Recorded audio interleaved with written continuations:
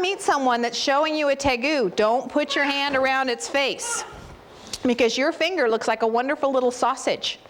Now Red here, her name is Red. She is known for being such a sweet lizard. She's been handled so much that she doesn't bite, and she even lets me do something pretty special here. Okay, we'll see if she's in a good enough mood to let me do this. Come on, Red, open up. Show them your mouth. Come here, good girl. Look at that big tongue. There we go. She's opening up. And you can see her big tongue. It's a forked tongue that comes out. And if she'll open up, she's not in the mood right now to really open wide. What happens is sometimes we can get her to open up and show you. Lizards and snakes have something very special. They have a very hard tube in their mouth that allows them to breathe while they're eating. And that tube is hard and sticks out. Yes, that's right. It's right in the middle by the tongue. Now this one, do you notice how she's got wrinkly skin all on the side? Okay, see on her sides over here, all this wrinkly skin? Okay, what she's doing right now is telling me, I don't want to be here. Calm down, girl. We'll let her look back there at the wall instead of everybody else. Now all this wrinkly skin on the side is so that she can fill up, because in the wild, sometimes she only eats once every 2 months. Can you imagine that? Going 2 months without food, and then she comes across some food, and she eats as much as she can take. It's called being an opportunistic feeder. She'll fill up until she's huge, and she fills in all those wrinkles of skin on the side, and she gets almost so big that her feet won't touch the ground. Can you imagine that? So this is called an opportunistic feeder. Now Red's skin is very different. Her skin feels like little glass beads. Okay, you see all those little white bumps and dark bumps? Each one of those is one little scale bump. Now, I need a couple more volunteers that are going to come up and talk about her. You want to come up here? Okay, I want you to feel her skin and then tell them what it feels like to you. Can you do that? Does it feel like little glass beads? Little bumpies? Pretty neat, huh? She's smooth and soft. Yeah, thank you. All right, how about you? You haven't done one yet. Like soft. She's soft and smooth. Feel her tummy. Can you touch her tummy there on the side? Right here? Is it really soft? Yeah, wet. And kind of wrinkly feeling? Kind of funny feeling? And she's a little cold, so it feels a little bit wet right now. Let's see, how about back here? Why don't you tell them what it feels like to you?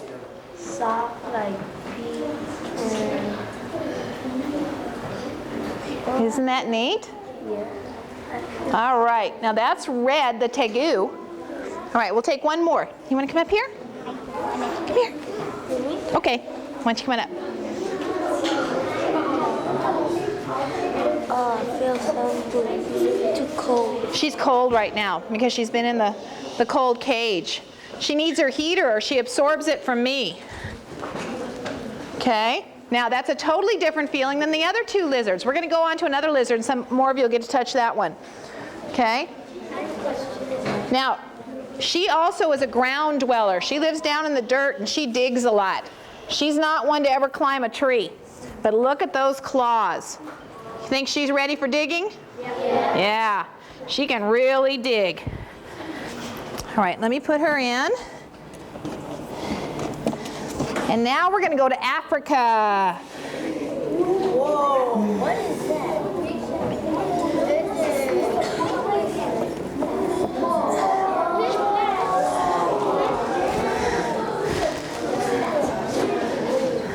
Here's my big baby. You have a question? Yes, she is a girl. This is Sunny. She's named Sunny because she's got sunshine yellow in her colors. Yes, question? Its tail come off like other birds? Oh, good question. Does the tail come off? The lizards that we have around here, the little alligator lizards and fence lizards that we have in the area, if it gets threatened, say a cat comes along and finds it, and the cat catches it by its tail, what can it do? The tail can drop off. And it's a way that it helps to protect itself. Because the tail's going to flop around when it first drops off. The cat's going to continue to chase that tail, and it gives the lizard a chance to, what? Run away. That's why. And it's made to be able to do that, and it'll heal and partially grow back. But large lizards like these, the tegu, or this one is a monitor lizard, the bearded dragons, they are not made for their tails to drop off like that. They have thick, heavy tails that if they were to lose them, it could kill them, unless it was done something that was done to try and help save them from bleeding to death. Okay, but that was an excellent question. Different lizards can, but these guys cannot. Now this one is a savanna monitor, a monitor lizard from Africa. Now, how big do you think she might get? Do you think she's full grown? Guess what? She's only about half grown. Okay, this is about half the size she's going to get in the end. She's going to get to be about 5 feet long in the end. She's going to get a lot bigger.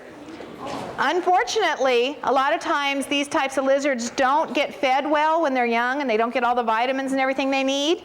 And so it stunts their growth when they're young. They don't end up as big as they could be or as healthy. But this one here is doing really well now, and we expect that she'll probably grow maybe another foot anyway. Now, if you ever get a chance to go down to San Diego Zoo, they have a large area with savanna monitors, and they have some there that are about 5 to 6 feet long. And these guys are also opportunistic feeders, which means they what? Who remembers, what does an opportunistic feeder do? They overeat when they get the chance. And you will see some very fat savanna monitors down at the San Diego Zoo. It's also where you can see the big Komodo dragon. They have a wonderful Komodo dragon down there that you guys can look at. Now Sunny here feels totally different than the other ones. Did you want to get a chance to feel her? Okay, come on up. Tell them what she feels like. She's working hard and she's real hard and smooth or rough? smooth and rough. Okay. I went to San Diego Zoo. Oh, did you? Oh, those are cool. Yes, Sunny is very hard, but she's very smooth. She also is a digger. She gets down into the grasslands and digs down in there. Let's see, how about over here? You want to come up and do this one? Now, what's she doing up here? She's sniffing me, huh? Now, feel her tail. What does that feel like there? Hard. Okay, do you feel the hard ridge? Yeah, take a look at this tail. It's almost dinosaur-like. She's got that big ridge down along her tail here. Okay? Now what we can do is we can take a minute here. You guys, I'll move her around. You guys can all touch Sunny. She's in a good mood. Okay, we're going to come by. She's a little bit cold. Is it true? Okay. Is it true that when they get this is a stick when they cool off, they fall asleep? Okay. They don't have sugar. They don't have sugar. The question is, do lizards fall asleep when they get cold? Does anybody know? What do you think? Yeah. Yes. Okay. Yes. As lizards get cold, they go into what's called being torpid. Torpid means that they start to go to sleep and their body slows down because they don't have the warmth to keep them moving. So they have to be warmed up before they can eat or move around. Okay. You guys want to touch? You guys are doing a great job. Okay, let's come on over here. Isn't she a beauty? Yes. Now also, you can really see something that's very important with a lizard. Okay, you can take a look at the side of her head and you can see her ear holes. Now a lizard, one of the things that makes a lizard different from a snake is that it has ears.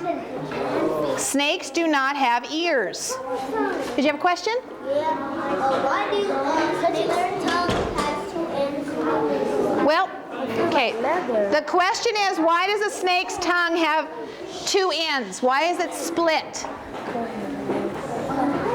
And actually, some snakes do and some snakes don't.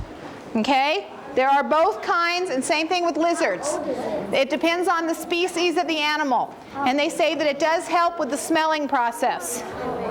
Okay, guys, it's getting a little noisy. I need you guys to quiet down for me. How old is it? Okay. The question is, how old is it? Because we take animals in rescue, we don't always know their age. We think this one is probably between 7 and 10 years old. What's that? Why does she have a big tongue? Because she wants to be able to smell everything.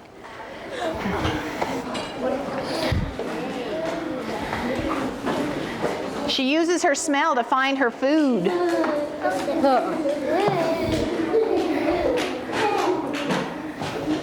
Okay, let's see. I want to show my cousin has it. Yeah? Okay, you guys want to touch over here? Okay, let's keep the chairs on the floor for me.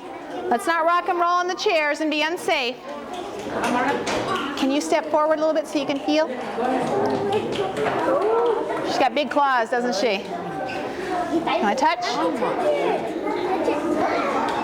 Oh, look at that tongue. Okay, you guys have gotten to see quite a few lizards, and I just gave you a clue about one of the important differences between lizards and snakes. And what did I tell you that a lizard has a snake doesn't have? Ears. What else does a lizard have snakes don't have? Okay, do all lizards have feet? No, so that's not a way to tell if it's a lizard. What happens is that there are lizards that don't have feet. They are called legless or glass lizards. But there's another way. Okay, I'm going to give you a countdown, and as we get to the countdown, feet, hands, and voices are going to be quiet.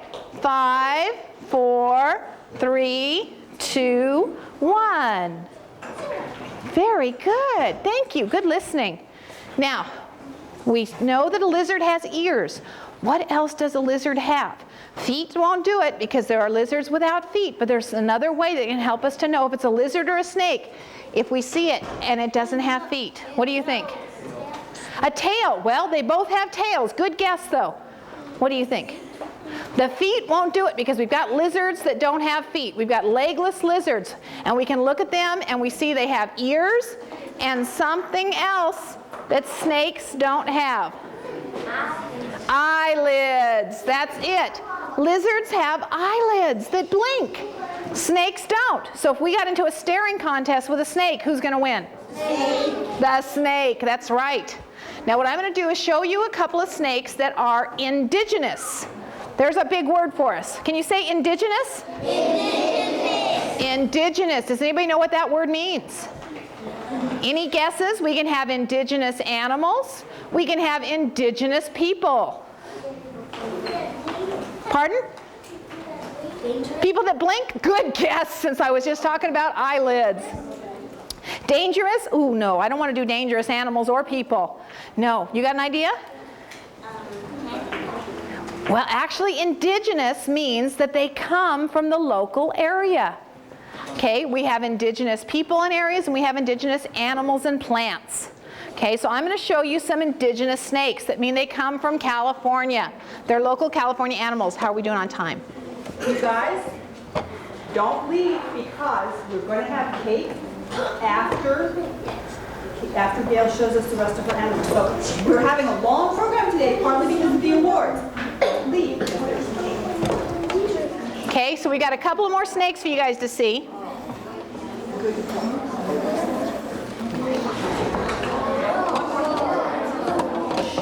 One more thing. Sure.